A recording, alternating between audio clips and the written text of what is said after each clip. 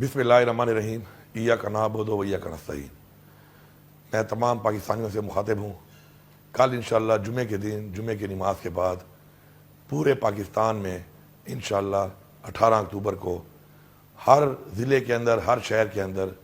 आप लोगों ने भरपूर तरीके से निकलना है और आप लोगों ने पुरअमन एहतजाज करना है। और इमरान खान की रिहाई, हमारे बाकी लीडरशिप की, हमारे वर्कर्स की, हमारे लोगों की रिहाई, और इमरान खान साहब के साथ जो एक रवैया इख्तियार किया हुआ है कि मुलाकात तक नहीं छोड़ी जा रही, उसके ऊपर आप लोगों ने निकल के पुरअमन एहतजाज करना है। साथ साथ जो एक गैर आइनी एक तरमीम की जा रही है, इसके खिलाफ आपने आवाज़ उठानी है, क्योंकि आज ये वक्त है कि अगर हम लोगों ने अपने मुल्क के लिए, अपनी आने वाली नस्ल के लिए आवाज़ ना उठाई तो शायद जिन हालात से हम गुजरे या जिन हालात से हम गुजर रहे हैं, हमारी नस्लें इससे भी बदतर हालात से गुजरेंगी।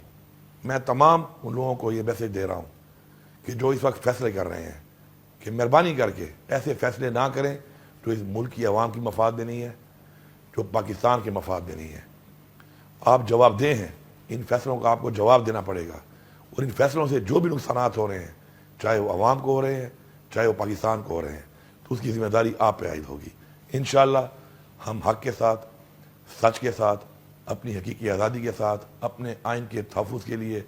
इंशाअल्लाह हम खड़े थे, हम खड़े हैं और इंशाअल्लाह हम खड़े रहेंगे।